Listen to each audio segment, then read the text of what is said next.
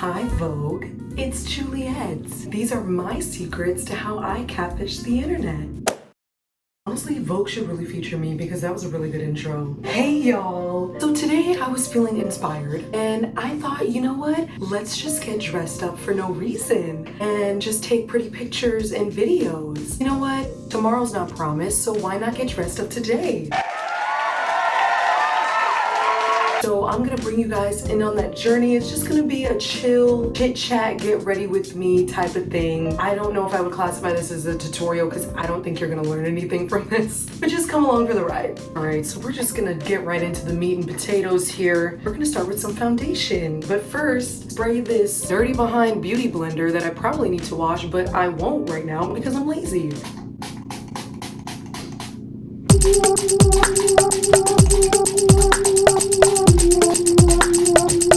Oh, but you know what? First, how could I forget this little thing on my head?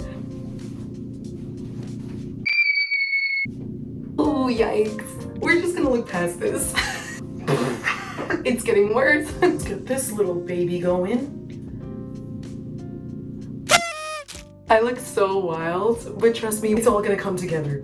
Oh my gosh, so how have you guys been? How's life treating you? How are things going? Wow, that's great. You know, life has it's been a roller coaster year to say the least. Let's just not sugarcoat this. It's been a wild ride and it's only April. But you know what? We're still here. I'm still kicking, I'm still breathing. But you know what? While we're here, I have a few topics in mind so that y'all ain't just sitting here watching me just pound stuff on my face. Oh my gosh, can we just take a second and talk about how I was just trying this foundation and you know, like finding the right shade is it's rough. So I saw this shade and I couldn't try it on, so I'm like, you know what? Let's put my brilliance to the test. It's literally, I want to say my perfect shade. Like, did I just totally crack the case open for the beauty community? Breaking news! Juliet finds the perfect shade, the secret we've all been searching for the answer to. Anyway, let's get back into chatting. What should we talk about first? The world is our oyster, right? Oh my gosh, let's talk about dating apps. So I've been on some dating apps recently, mainly one, because it's just a little bit overwhelming to me. But I've been on the app and it's just giving dry. Like, no offense to the men on these apps, I'm so sorry. These apps are really giving dry. Like, the Sahara is a water park compared to this. I don't know, I'm so like bored and it just feels like I'm job hunting. You're just scrolling through. I'm Xing most of them because I'm just like, it's so surface level and it feels so robotic. The conversations and trying to like, Oh, so how's the weather? for like the 5th time that day and I'm like, I don't care. give me some meat. Give me something juicy here to sink my teeth into. Anyway, I'm trying to give it hope. You never know. There's good people on these apps. I mean, I'm on this app, so there's gotta be someone quite amazing on there, but it's crickets for me. Even the crickets are silent. Gotta drag it down to the neck. As they say, back to the whole dating thing, I will say, I feel like when I assess my personality, there's just such like a tension that I'm in between where it's like, I do desire a relationship and I do desire to find a person that I would want to spend the rest of my life with and build a home with and a family and all that stuff. It's so beautiful. But then at the same time, I also really enjoy being with myself. I really like my own company and I really enjoy being single. So it's just like, it's hard for me to even think of being with someone for the rest of my life because I'm like, you really have to be in my house all the time. I don't know. One of my close friends, she said it this way when we were talking about it. She's like, I feel like when I'm in a relationship, I'm gonna try to be single. And it wasn't in a way of not committing or having an open relationship and just sowing your wild oats everywhere. It was in the sense of I'm so used to being an individual, being on my own and being by myself, that being in a relationship would just feel so foreign. If you can't tell, like I've never really been in a relationship. So I don't think I really know what it entails that deeply. So that's why it just seems like such a foreign concept to me. But then, like I said, at the same time, it's like, oh my gosh, I would love to be in a relationship with someone. It looks like it's probably really difficult, but it also seems equally as beautiful. So I don't know. That's the tension that I live in when it comes to this. Moral of the story, I just don't know if dating apps are my calling. Ooh. It's giving Casper the Friendly Ghost. But you know what? We can't judge the outcome by what it looks in the middle. That was kind of a word. All right, we're gonna jump into eyebrows next. As you can see, I actually don't even remember the last time I got my eyebrows done.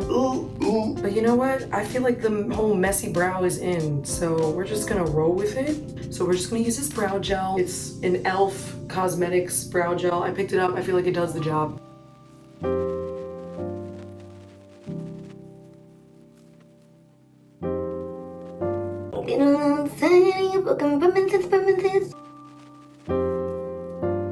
Alright, she's as good as she's gonna get. Next. Okay, next I'm gonna go in with blush. Oh my gosh, this little thing has so much to give to the world. This has carried me for the past 2.5 years. And I know what you're thinking. Juliet, that probably has an expiration date. It's probably radioactive by now and it's gonna burn your skin off, so maybe you should throw it out and get a new one. Do you not know me? Not at all. I will suck every juice. Oh, I hated that analogy. I will use every bit that I can out of this little thing because number one, I paid money for it. We're gonna use every last penny. But also, like, it's just so good. Like, the fact that it's held this long, it's incredible. Glossier, you really did what you came to do. Oh no. Ooh, that was pretty good. Let's see if I could do like I'm trying to work on my whistle notes. Somebody please send help. I have spent the past 5 minutes crying, laughing at this face that I made. Why am I like this? Somebody please help. Ariana, I'm coming for your plates, honey.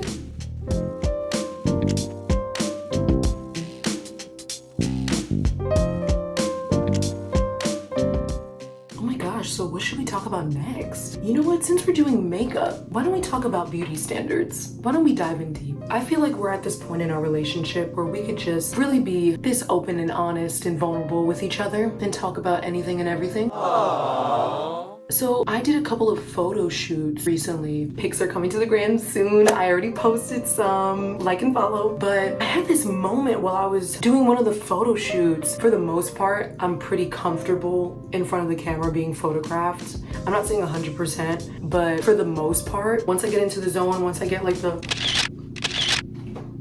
you know, it's a wrap from there. But for some reason, I felt so self-conscious, like Miss Double Chin coming and making her appearance, like somebody throw Shamu back into the ocean. I was just starting to feel really insecure just looking at some of the pictures, and I was getting really in my head. And then I was realizing that I deal with this, and that's why I'm bringing it up, because I feel like a lot of people probably deal with this. I'm not even just gonna say women, because I'm a woman, but I feel like men definitely deal with this too, because there are beauty standards placed on men. I just started thinking about this mindset that I carry sometimes, where it's like, once I lose X amount of weight, or once I reach like my perfect goal weight, then I'll take pictures of myself. Then I'll wear the outfit, because then that's when it's really gonna look good. That's when I'm gonna look my best and all that other stuff. I hate that. That's such an ugly mindset, and I don't like it. At least speaking from my own experience, scrolling through social media all the time, or me, like, I love being on Pinterest and I get so inspired. I have all these boards that I make of outfit inspiration, makeup inspiration, all this other stuff. And most of women that I see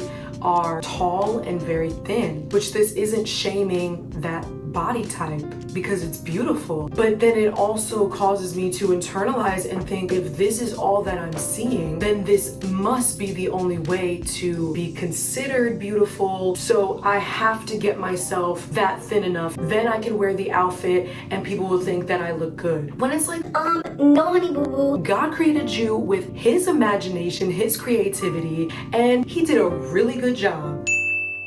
So I'm gonna take the pictures, I'm gonna wear the outfit, and I'm gonna look darn good doing it. Period. We're gonna do what we came to do. All right, before I continue, highlighter. This is from ColourPop. ColourPop, if you're watching, please sponsor me. Like, come on, baby. I will do such good for your brand. Ooh. Ooh. It really just gives this little light of mine. I'm gonna let it shine. Oh my gosh. When I have a makeup brand, I'm definitely naming one of my highlighters this little light of mine. Anyway, so that was just a mindset that I was thinking on recently, because it was an insecurity that was coming up, and it's definitely an insecurity that runs through a lot of us, if not most of us. I constantly hear like, once I lose this gut, or you know what, once I get the booty, once the double chin is then I'm gonna be happy, things are gonna be good. Not that I don't think that, you know, once you start working out and once you start eating right and you do change your lifestyle, it feels amazing. And when you see the results of it, it's a beautiful feeling. It definitely does boost your confidence. So I'm not gonna speak against that because I feel that way too. But I just feel like that mindset can cause so much disruption and be so toxic to us because there's no satisfaction in it, because, you know, we're so close and, you know, this is such an intimate moment here. I just feel like we can be this transparent. I dealt with an eating disorder as a teenager. And it's interesting because I think people have this preconceived mindset that when someone who's dealing with an eating disorder changes their habits from an exterior perspective, it's like, okay, she's not dealing with the disorder anymore. She's not dealing with body image issues, all that other stuff, like she's good now. Speaking from experience, I actually think I dealt with that disorder for years afterwards, even after I started eating again. The mindset and the tendencies still stuck, like the habits were still there. Almost like the psychology of it is, to me, such a bigger portion of a disorder than just me not eating. But anyway, why I brought that up was because I remember when I had lost a ton of weight, I went down to almost 100 pounds. I remember you could see my bones. I was frail for sure. And I far exceeded my goal weight. And I remember being almost 100 pounds and still feeling like I needed to lose more weight. There was no satisfaction. I was still finding things that I didn't like about my body. That's why I feel like the mentality of feeling that way and thinking, okay, well, my life can't start until I reach my perfect goal weight, which is so sad because I look back and I'm like, girl, I was probably one of the most depressing times of my life, and I was at my thinnest. All that to say, I just came to the conclusion that, like I said at the beginning of this video, tomorrow is not promised. So we're gonna make points today. People, we're joking by these beauty standards. Ah!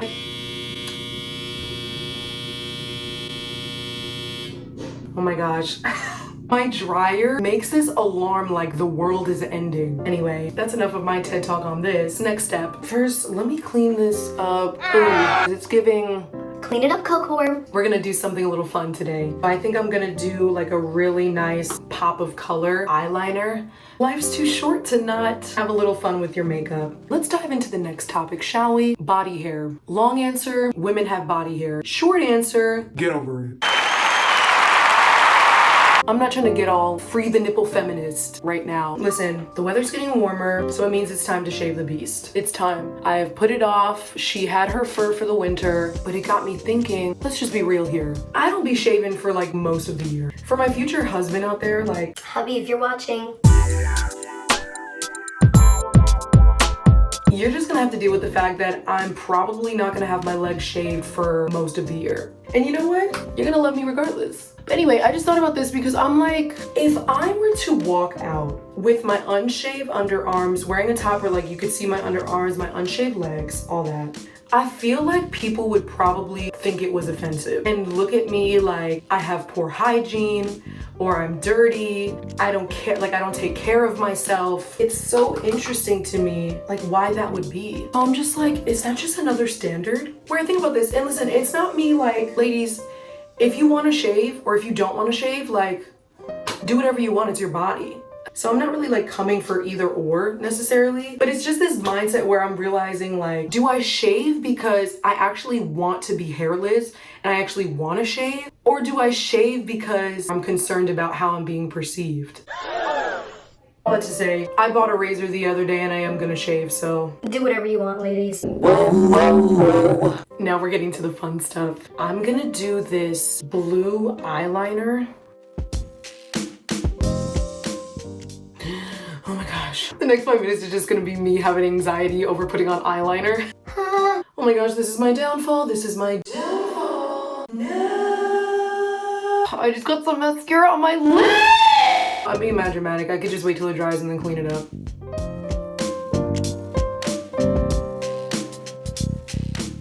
Look at how that removed my mistakes like the blood of Christ removed my sin.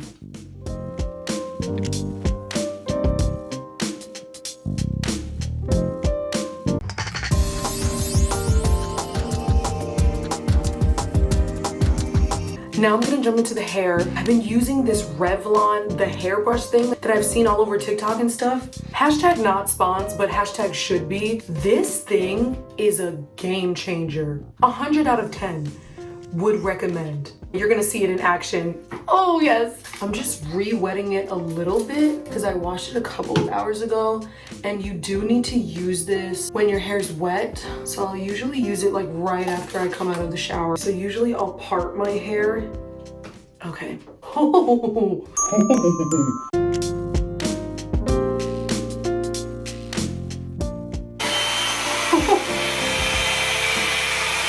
Did you see that? Did you see it? Ah! Oh my gosh! Revlon sponsor me, you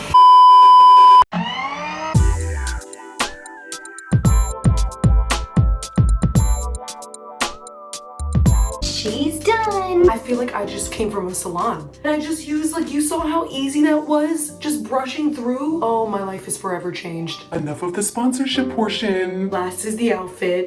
I don't think you guys are ready for this look. Oh my gosh, there she is! Mom, let me holler at you for a minute. I told you guys you weren't ready for this.